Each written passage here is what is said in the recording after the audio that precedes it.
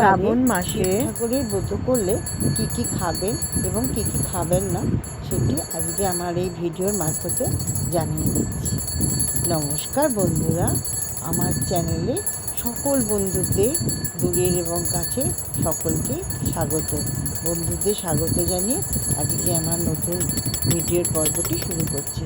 বন্ধুরা অনেকেই প্রশ্ন করেছেন, সোমবার ব্রত রাখলে উপবাস করলে কি খাওয়া যাবে আর কি কি খাওয়া যাবে না, কোন সবজি খাবো না, কোন ফল খাবো না, কোন নুন খাবো না, কি করব, কিভাবে পুজো আচ্ছা করব, সব একটুখানি বলে যদি দেন খুব ভালো হয়। তাহলে আসুন এই পর্বে এই প্রশ্নের উত্তরে আমি খুঁজে আপনাদের বলছি। সোমবার ভগবান শিবের বার বলেই আমরা জানি। ওনার আর একটা নামই হচ্ছে সোমেশ্বর। সোমবারের ব্রত শিবের জন্যেই বিখ্যাত। উনিই সোমবার, উনিই সোম, উনিই সোমেশ্বর, উনিই শিব, উনিই ভগবান আমাদের, উনি আমাদের রক্ষাকর্তা। উনি মাথায় অর্ধচন্দ্র ধারণ করে থাকেন। শ্রাবণ মাসটি শিবের মাস হিসাবেই বিখ্যাত। এই বাংলার চতুর্থ মাস শ্রাবণ মাস। এই শ্রাবণ মাসে অনেক মাহাত্ম্য আছে। এই শ্রাবণ মাসে শিবের যেমন উপাসনা করা হয়, তেমনি মাতা পার্বতীরও উপাসনা করা হয়। এই সময় অর্থাৎ শ্রাবণ মাসে হোক, প্রত্যেক সোমবারই হোক, পরিষ্কার কাপড় জামা পরতে হবে। স্নান করে নিয়ে পরিষ্কারভাবে স্নান করে নিয়ে তারপরে পরিষ্কার জামা কাপড় পরে সাদা পোশাকও পরতে পারেন। এইভাবে পুজো করার জন্য সমস্ত কিছু গুছিয়ে নিয়ে শিব ঠাকুরকে সুন্দর করে পরিষ্কার পরিচ্ছন্ন করে গুছিয়ে নিয়ে আসনে বসে ফল মূল যা দেবেন সব কিছু গুছিয়ে নিয়ে ওনার পছন্দের বেলপাতা, ধুত্র ফুল, ধুত্র ফল আর আকন্দের মালা এগুলি সমস্ত গুছিয়ে নিয়ে ভালো করে শ্বেত চন্দন লাগিয়ে পুজো শুরু করবেন। ওনার পুজো করতে গেলে এইভাবেই পুজোটা শুরু করতে হয়। সারাদিন পুজো করলেন কি নাও করতে পারেন, যার যেমন সময় হবে। 4টে প্রহরেও অনেকে পুজো করেন, কেউ প্রত্যেক সোমবারই শিব ঠাকুরের মাথায় জল দেন, কেউ 16টা সোমবার করেন। শ্রাবণ মাসে প্রথম সোমবার থেকে ধরে 16টা সোমবার। এই 16 সোমবারের অনেক মাহাত্ম্য আমি পরে সব জানিয়ে দেবো। সোমবার দিন শিবের উপবাস করে আপনি শিবের মাথায় জল ঢাললেন। জলাভিষেক অতি প্রয়োজনীয়।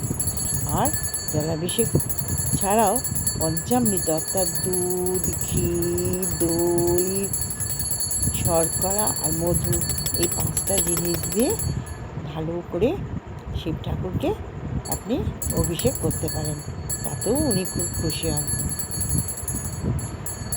আর এই দিনকে ব্রত কথা পাঠ করবেন পুজো শেষ হয়ে গেলে। আর সারাদিন ধ্যান করতে হয় আর মন্ত্র জপ করতে হয় বেলপাতা দিয়ে। ওম নমঃ শিবায়, ওম নমঃ শিবায়, ওম নমঃ শিবায়। আর আরেকটি মন্ত্র আছে ওনার, সেটা হচ্ছে স্নান মন্ত্র, মহামৃত্যুঞ্জয় মন্ত্র। ওম ত্র্যম্বকম যজামহে সুগন্ধিং পুষ্টিবর্ধনং উর্বারুকমেব বন্ধনাৎ মৃত্যুর্মুক্ষয়মামৃতাৎ। এই বলে আপনার মাথায় পরিষ্কার জল তার সাথে সুগন্ধি জল মিশিয়ে আপনারা ঢালতে পারেন। এছাড়া এরপরে এই যে পুজোটি করবেন, ব্রত কথা পাঠ করবেন শেষে। এবার নির্জলা উপবাস করেন অনেকে আবার একবেলা ফল খেয়েও উপোস করতে পারেন, যার যেরকম সম্ভব। কেউ আংশিক করেন, কেউ পুরোটাই সারাটা দিনটাই উপোস করে থাকেন। শেষে ফল মূল কি সাবু যাই হোক খায়। সাবুটা আপনারা অনেকে দুধ দিয়ে মেখে খায়, অনেকে খিচুড়ি করে খায়, যে যেমন ভালো লাগে তাদের সেভাবে খায়। এই দিন আসলে সাত্বিক খাবার গ্রহণ করতে হবে। আর টক জাতীয় খাবার একদম গ্রহণ করবেন না, শস্য জাতীয় খাবার বর্জন করবেন। আরেকটি জিনিস, পেঁয়াজ, আদা, রসুন এগুলো তামসিক খাবার, এগুলো খাবেন না। হ্যাঁ, আর ময়দা, বেসন ইত্যাদি, সুজি, মেথি খাবারের তালিকা থেকে একেবারে বাদ দিয়ে দেবেন ওই দিনের জন্য। যাতে কি আপনার ব্রত ভঙ্গ হয়ে যেতে পারে। এগুলো বাদ দিয়ে দেওয়াই ভালো। শরীর স্বাস্থ্য সুবিধা অনুসারে উপবাস রাখবেন। যার যেরকম শরীর সেই বুঝে আপনি উপবাস করবেন। আচ্ছা, উপবাস করার জন্য কেউ নির্জলা উপবাস করেন, তারা দিনের শেষে আহার গ্রহণ করে। আর যারা ঠাকুরের মাথায়, শিব ঠাকুরের ভগবানের মাথায় জল ঢেলে উপবাস ভঙ্গ করেন, তারা ফল আহার করতে পারেন, একবারই খান। এই ফলের মাধ্যমে উপবাস ভঙ্গ করে। তাতে ফল খেলে শরীর স্বাস্থ্য খুব ভালো থাকে, কারণ ফলের মধ্যে অনেক শক্তি সঞ্চয় থাকে, ভিটামিন সি থাকে, পটাশিয়াম থাকে, ফলে ফাইবারও থাকে। ফলের মধ্যে বাদাম, কিশমিশ, কাজু, পেয়ারা, পেঁপে, আম, আঙুর, নানা রকম ফল আছে। সেই ফলগুলো আপনারা গ্রহণ করতে পারেন। মৌসুমি ফলই বেশি, আম যদি থাকে আমও খেতে পারেন, মৌসুমি ফলই বেশি খাওয়া ভালো। ফল থেকে শক্তি পাওয়া যায় যেহেতু, এই জন্য। আর তরমুজ, খরমুজ আর আরেকটি ফল মাঙ্গি বলে, সেই ফলটা খাবেন না। ফলে এনার্জি আনে, তাই জন্যে ফল খেতে বলা হয়। সাবুদানা খায় অনেকে, তাতে সাবুদানার খিচুড়ি করে খায়, সাবুদানা চিনি দিয়ে মাখিয়ে খায়, দুধ দিয়ে মাখিয়ে খায়, যে যেটা পছন্দ করে সেইভাবে খায়। আর সবজি খেতে পারেন, সবুজ সবজি, তাতে কাঁচা কলা থাকতে পারে, শশা থাকতে পারে, পটল থাকতে পারে, লাউ, টমেটো, আলু, মিষ্টি আলু, রাঙা আলু, নানা রকম আলু, মেটে আলু আর কুমড়ো, এই সমস্ত খেতে পারেন। তবে কচু বই এসব খাবেন না। আলু এই লবণ হিসাবে বলি, সাধারণ লবণ একদমই নয়, খাবেন না। সৈন্ধব লবণ খাবেন, সেই লবণে, সাধারণ লবণের জায়গায়। আর দুধ, দই, পনির, ঘি, লস্যি এগুলি খাবেন, যেগুলিতে একটু লবণাক্ত বেশি।